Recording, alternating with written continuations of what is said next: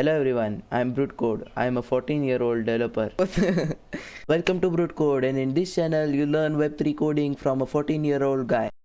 Hello everyone, in today's video we are going to look at smart contract inheritance.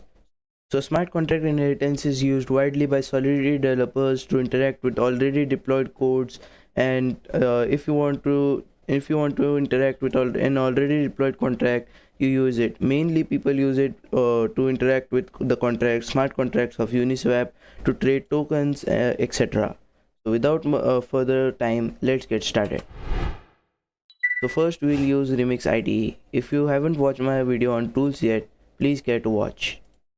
I would create a new contract named contract X, and I would just define license,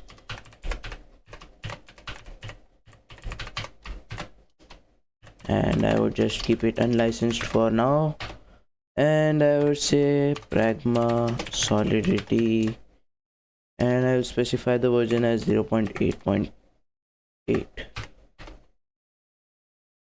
and let me see, licensed, I would just keep it MIT for now. Oh sorry, license I capital. So okay, now Solidity is happy.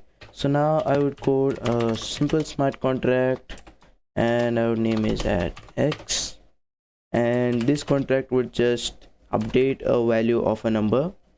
So I would say uint 256 num. So this is our number, and I would let's say I would create a constructor that would set the initial value of num. So I would say it takes in one parameter as underscore num, and this sets the value of num to the parameter num.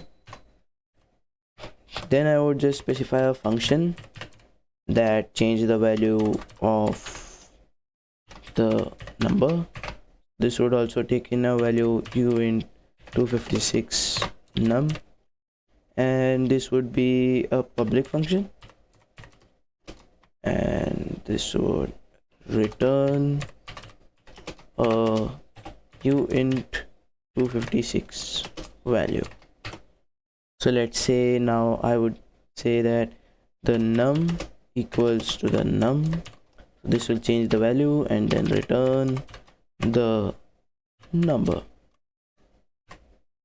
Let's see that if it works. So number is 123, deploy, and now we can change the value as 321, transact, and let me instead of returning the value here, let me create a separate function to see the value. So I would say function get value, we could say get value, and this would be public. This would be a view function, and it would return a uint variable. So now this would return the number. So this now makes sense, and I would just redeploy it with a parameter 456. So now there are two functions. So if I call get value, I get 456. If I change the value to 654 and get the value, we have got 654 here. So now what we want to do is that import these functions in another contract so that we can change the value of num from another contract. So I would say contract Y, and now we would use a special statement called is. So contract Y is X. So this specifies that contract Y inherits from contract X. And if I just let me see, okay, so let's make these functions external and external. And yeah, now if I view our y now if I deploy our y contract, it would be the same as the x contract, but you see here it is just blank. So now we can see that this contract y inherits from contract x, and we get the functions of contract x over here. So now what we'll do is that we would say a function that would change num by y, change num by, and this would be a public function, and this would just update the value of num to the parameter. Let's hard code it to 34. So now this, whenever this function is called, it would set the value of num to 34. And if I just cancel this and deploy it now, we see here change num by. So if my value is 34, let's say 54, and if I get value, it is 54, change num by, this is again 34. So you see here the value of num, we haven't defined num over here, but this num is inherited from contract x, so this makes sense. Now we will see another scenario in which this contract does not exist, and I would create a new file over here that says, let's call it contract y. So actually I would just name it as contract x, as the description of the file says, like that, and would name this as our contract y. I'd just specify spdx license identifier, I would name it unlicensed, and this would just be pragma solidity version 0.8.8. okay, so now we'll paste in our contract. So this is our contract x, and it is in another file, and we want to access it in our this file. So now we would use another special statement called import. So we can import contracts in solidity. So import, and we would specify the path of the contract y, and it would be /contract y dot sol, and what is this? Okay, so it's missing semicolon. Identifier already declared.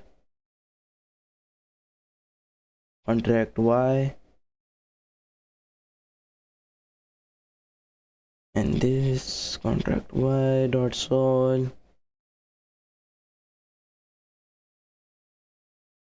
:1, and okay.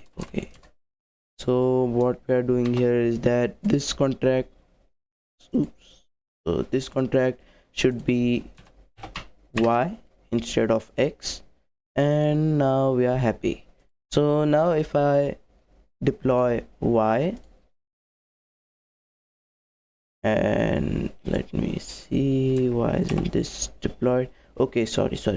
So this here is confusing. This actually contract x I have changed to y, so that's confusing little. So now we have to deploy contract x, and this would be our old contract y. So now this is the same as we done before when our contract x was there. So now if I click, if I set the value of num to 678, and if I hit change num by, we still get the value of 34. So this works. So now we'll see another scenario in which we don't have this contract. So let's say that our contract y is already deployed. I'll say deploy, and this does not have a function change num by. So now we don't have this import, we don't have this contract y, we don't have anything. So now how do we interact with a deployed contract? This is the main part of our video. So now I will say contract x, and I would use a special keyword here called interface, and it would be interface of contract I contract y. So interface is a type of contract that is used to inherit from another contract. So here we would say that the interface should have this. I would just remove this, and now let's give here the interface of I contract y as the, okay, let me just open the contract y. So now we want to import the function change value, and if I add it over here, we have a contract change value. And if I say let us modify this a bit. So instead of function change num by, I would set it to change value from. So now my this contract y is lost, and I have already deployed the contract y. I know the contract address, and I want to call a function from that address. So what I'll do is I would define an interface, and that would inherit from this contract change value. And now to define, we would say, so I would say, so this change value from will take two parameters, so address of our contract y, and this would also take uint 256 and num. So one value from here, and this address y to call this function on this address. So if I now say I contract y on the address of y,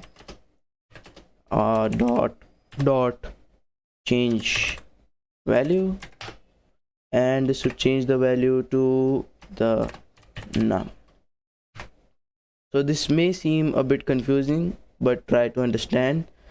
I have defined here the interface of contract y. So interface is just a type of contract that is used for inheriting other contracts. So I define interface I contract y. So this now this I contract y interface is used like this. So what it will do is that this interface at this y address will change value of the num.